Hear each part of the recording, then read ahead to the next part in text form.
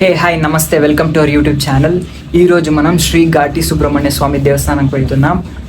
And it's my favourite place. ఆ spots కానీ ఆ స్పాట్కి వెళ్ళినా అంటే నా యాంగర్ మైండ్ సెట్ అండ్ నా ఇరిటేషన్ మైండ్ సెట్ ఒక క్లియర్ కామ్ అయిపోతుంది అనమాట. అంత సూపర్గా ఉంటుంది. So let's go. అండ్ ఇప్పుడు మన జట్లో నా తమ్ముడు, మళ్ళీ నా బావమర్ది అంటే మా మామ కొడుకు కూడా జాయిన్ అవుతాడు. So let's go. ఈడ మన తమ్ముడు గాడు, మన బామ్మదుడు పిల్లారి.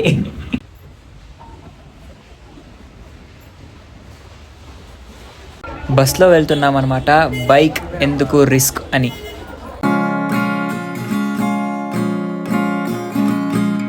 అన్నోడు బస్లోనే ఒక కొనుకేసేసినాడు. సో దొడ్లాపూర్ నుంచి మన ఘాటికి జస్ట్ 14 కిలోమీటర్సే అనమాట. సో బస్లోనే వెళ్ళిపోవచ్చు ఆరాంగా.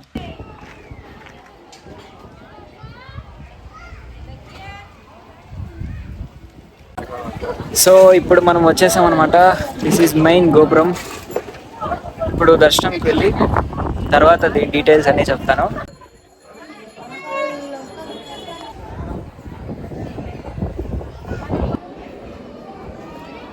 ఇది శ్రీ సుబ్రహ్మణ్య స్వామి మూల దేవస్థానం. స్వామి గారు వీడియోస్ తీసుకోవడానికైతే వదలట్లేదు. సో మేము ఎలాగో దొంగతనం లాగా తీసుకొని అట్లా తీసుకుంటున్నాం. ఆ బ్యాక్ సైడ్ ఎంటర్ అయినప్పుడు గోపురం ఇలా ఉంది. సూపర్గా ఉంది. ఒట్లో గోపురం ఆ షేప్స్ అని కానీ ఆ ఫీల్ సూపర్ ఉంటుంది. అండ్ ధ్వజస్తంభానికి నాగ పడుగులది ఉంది. సో ఇది కదా.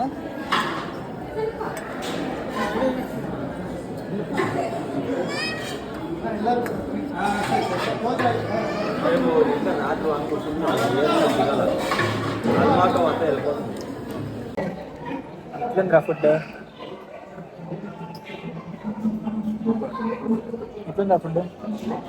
ఫుడ్? ఇది టెంపుల్ బ్యాక్ సైడ్ నేచర్ అనమాట.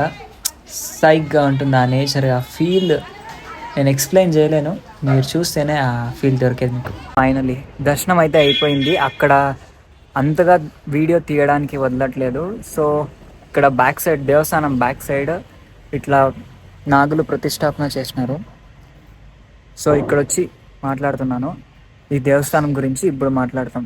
ఫస్ట్లో మీరు చూసిన గోపురం వచ్చేసి శ్రీ నాల్వడి కృష్ణరాజ వడేయర్ రాజుగారు కట్టించింది. అంటే మైసూరు ఆస్థానం, మైసూరు మహారాజు శ్రీ నాల్వడి కృష్ణరాజ వడేయర్ కట్టించింది అనమాట. అండ్ దేవస్థానం గోపురం మాత్రమే శ్రీ నాల్వడి కృష్ణరాజ వడేయర్ కట్టించింది. దేవస్థానం ఫస్ట్ కట్టించింది అయితే బళ్ళారిలో ఉండే యశ్వంతరాయ సుబ్బరాయ గోర్పడే అనే రాజుగారు. ఆయన బళ్ళారిలో ఉండి ఇక్కడ వచ్చి కట్టించడం ఏంది అని చాలా ప్రశ్నలు వస్తాయి. ఇప్పుడు మీకు దాని గురించి నీట్గా ఎక్స్ప్లెయిన్ చేస్తాను, వినండి. ఏంటంటే ఈ దేవస్థానానికి 600 to 700 ఇయర్స్ ఇతిహాసం ఉందన్నమాట. హిస్టరీ ఉంది.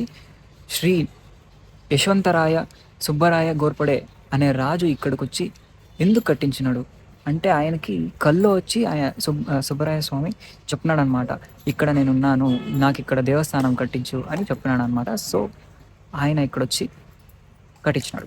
సో మెయిన్ విగ్రహం ఎట్లా ఉంటుందంటే, ఈ దేవస్థానంలో ముందు సర్పాకారంలో శ్రీ సుబ్రహ్మణ్య స్వామి ఉంటాడు, వెనక భాగం లక్ష్మీ నరసింహస్వామి ఉంటాడు. ఎందుకంటే ఇలా ఎందుకు అయింది ఈ విగ్రహం అంటే హిస్టరీ ఉంది.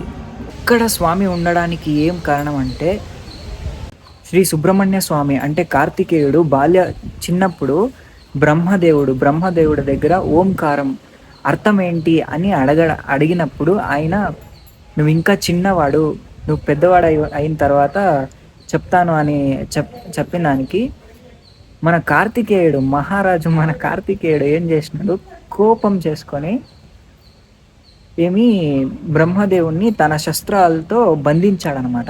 అప్పుడు మన ఈశ్వరుడు అంటే శివుడు, ముల్లోకాలకి అధిపతి అయిన మన శివుడు, ముల్లోకాలకి అధిపతి నాకేం తెలీదు అంతగా, మన శివుడు ఆ ఎంటర్ ద డ్రాగన్ అనేసి వచ్చి, కొడుకు కదా, నువ్వు చేసిన తప్పు, నువ్వు బ్రహ్మదేవుణ్ణే బంధించేస్తే సృష్టి అంతా ఆగిపోతుంది అని శివుడు వచ్చి కార్తికేయుడికి బుద్ధి చెప్పాడనమాట.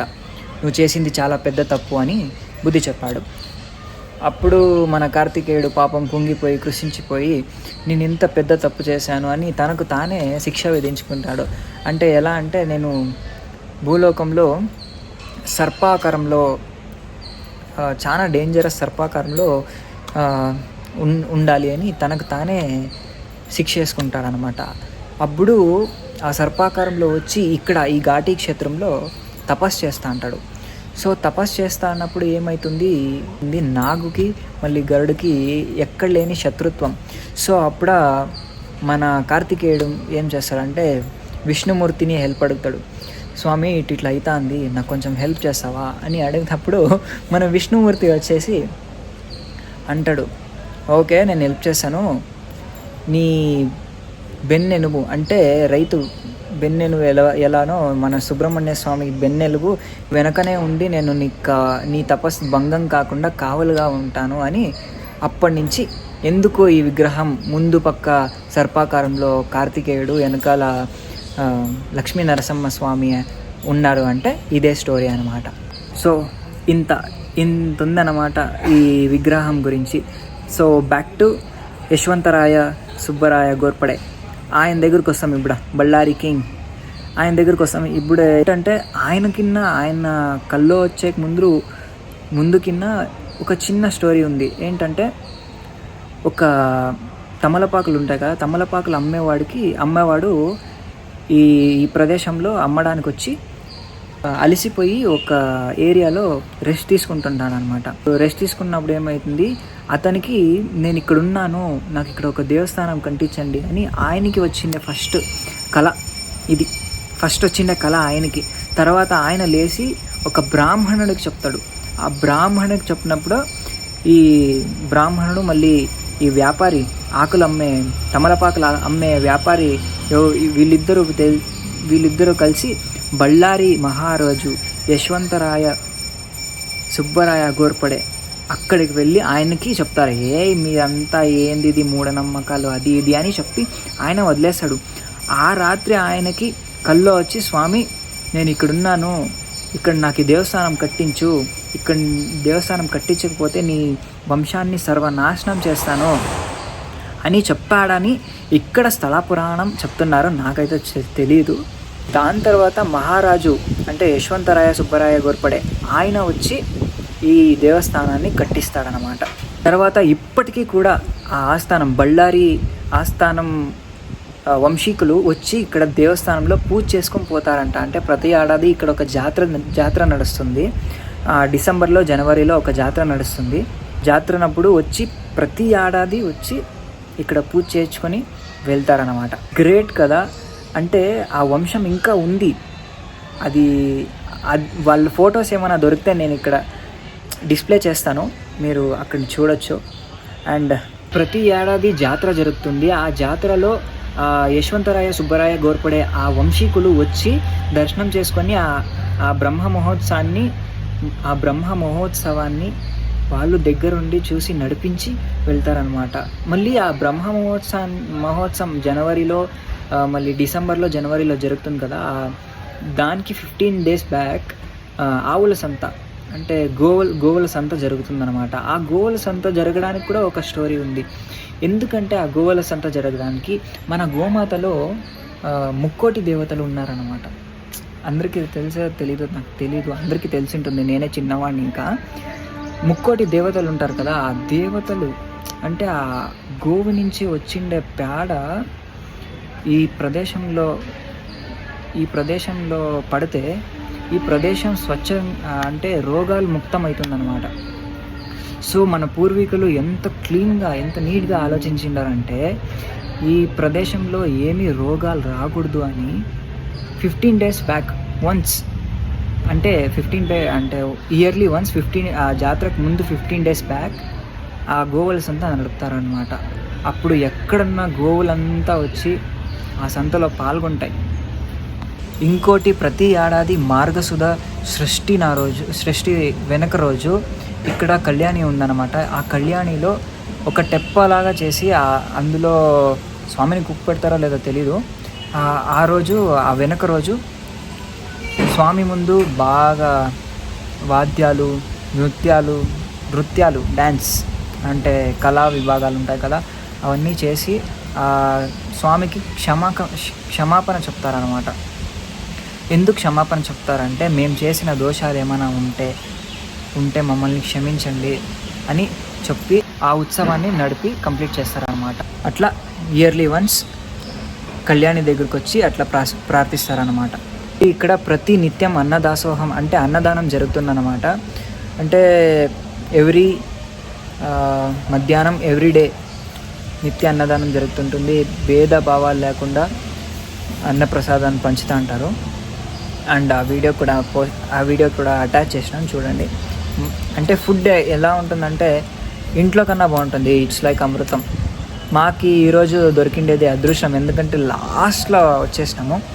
ఇక్కడ చూడు భయ్యా, వీడియోని చూడు భయ్యా, నువ్వు వీడియో చూడు భయ్యా, ఎక్కడో చూస్తే ఎట్లా భయ్యా. సో తర్వాత ఇక్కడ కొన్ని విగ్రహారాధనలు ఉంటాయి. ఏంటి అంటే ఈ ప్రతి ఏడాది కొన్ని మొక్కుబడులు ఉంటాయి అన్నమాట.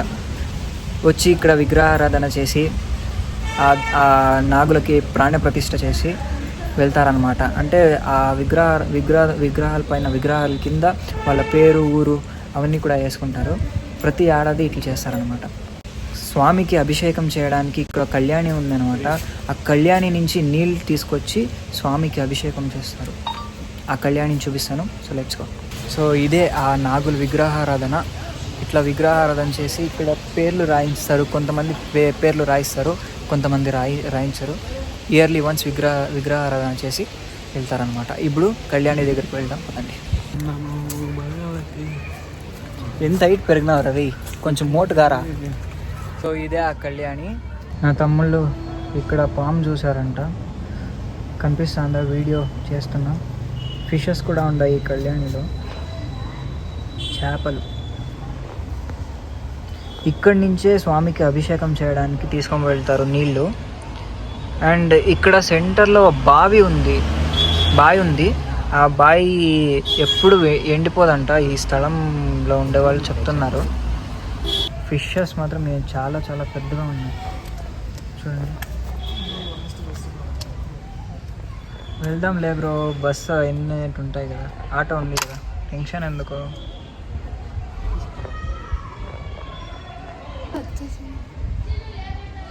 మనోడు ఫుడ్ వేసాను అనమాట, వచ్చినాయి అన్నీ తినడానికి.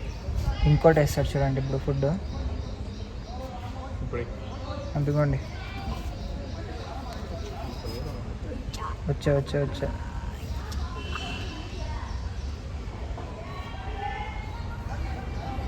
గుణం స్వాహ.